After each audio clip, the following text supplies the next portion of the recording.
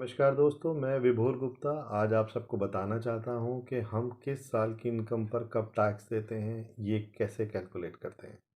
हम किस साल की इनकम को अपने इनकम टैक्स रिटर्न में कंसिडर करते हैं और किसको नहीं, ये मैं आज आपको बताना चाहता हूं। अब जैसा कि आप ईयर्स के बारे में जानते हैं, ईयर का मतलब होता है कैलेंडर ईयर, 1 जनवरी से लेके 31 दिसंबर तक। लेकिन हम इनकम टैक्स के पर्पज़ से, किताबें लिखने के पर्पज़ से जो ईयर कैलकुलेट करते हैं वो होता है फाइनेंशियल ईयर, यानी कि 1 अप्रैल से लेकर 31 मार्च तक। इस पीरियड में जो इनकम कमाई जाती है सिर्फ इनकम टैक्स उसी पर दिया जाता है, यानी कि income earn during financial year are considered to be tax under income tax act. जिस साल में हम इनकम कमाते हैं उस साल को हम प्रीवियस ईयर भी कहते हैं।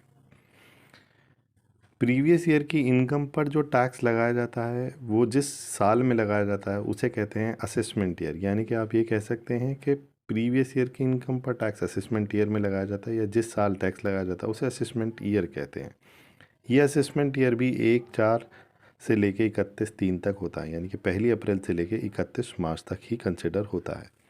यानी कि आप कह सकते हैं कि प्रीवियस ईयर इनकम पे जो टैक्स लगता है वो नेक्स्ट ईयर में लगता है, जिसे हम असेसमेंट ईयर भी कहते हैं। सपोज आपने कोई इनकम अर्न करी 1/4/2022 में, तो 1/4/2022 से लेके 31/3/2023 तक का पीरियड हमारा कहलाएगा प्रीवियस ईयर, उसकी हम इनकम कंसिडर करेंगे और टैक्स देंगे हम 1/4/2023 से लेकर के 31/3/2024 तक, यानी कि नेक्स्ट फाइनेंशियल ईयर में।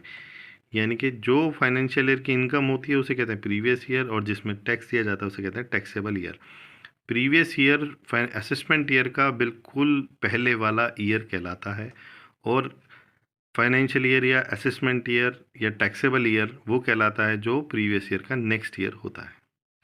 द्वारा दी गई बातों से आपको पता चल जाएगा कि आपको किस साल की इनकम पर कितना टैक्स देना है और कितना नहीं। अगर आपको ये वीडियो पसंद आई है तो प्लीज़ लाइक करिए, सब्सक्राइब करिए और शेयर करिए, जिससे कि ज़्यादा से ज़्यादा नॉलेज बढ़ सके।